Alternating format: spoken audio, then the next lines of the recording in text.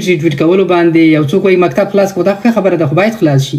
که ته ورته دا وایي چې نه د دې وارې طالبان سقوط کړي بیا مکتب خلاص کړو، دلته خو د افغانانو ماشومانو ښوونځي بند دي، د هغوی خو عمر تېرېږي، د هغوی خو کال تباه شو، ته به یې کله ازادوې؟ ته به یې 2 کاله وروسته ازادوې، 3 کاله، تر هغه به تا ته مکتب بند دي. دا غلط ذهنیت دی، دا غلطه خبره ده.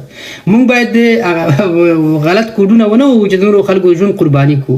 ماشومان چې دي مکتب ته باید لاړ شي چې په هر حالت کې دي، نجلۍ ده که هلک دی. یو څوک باید هغه زده کړې ونه درېږي چې هر نوع حالت وي.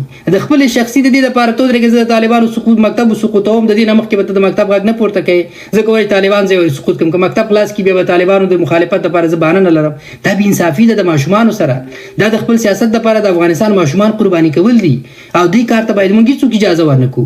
ماشومانو ښوونځي دي عاجل خلاص شي، د افغانستان د ښځو دپاره د نجونو دپاره پوهنتونونه دي عاجل خلاص شي. دا چې طالبان کله سقوط کوي تا موږ کله په دې توانېږو چې په افغانستان کې ولسواکه نظام راولو، دا بعدي خبره ده. خو ځینې مسایل چې دي عاجل دي. مثلا یو څوک ته ایمرجنسي خونې ته وړې، د هغه ساه بنده ده. د افغان ماشومانو د 20 میلیونه ملت چې د نیم ملت د ساه بنده ده. ته ورته وایې ته ودرېږه زه د نورو مسایلو تداوي کوم، دی چې دی هغه لري شکر لري، د فشار مسله تو سړی ده، ساده عقل دا وایي، منطق دا وایي، طبابت دا وایي، د لومړی ساه خلاصه کړه. ستا اصول دا دي، هغه ABC رول باندې به ته مخته ځې، لومړی به یې روې خلاصوې، د ده ساه به خلاصوې چې دی ساه واخلي، دی د مرګ نه وژغورل سي. نورې درملنې به وروسته سره کوو. خلک راځي وایي نه د ده ساه وربنده کړه.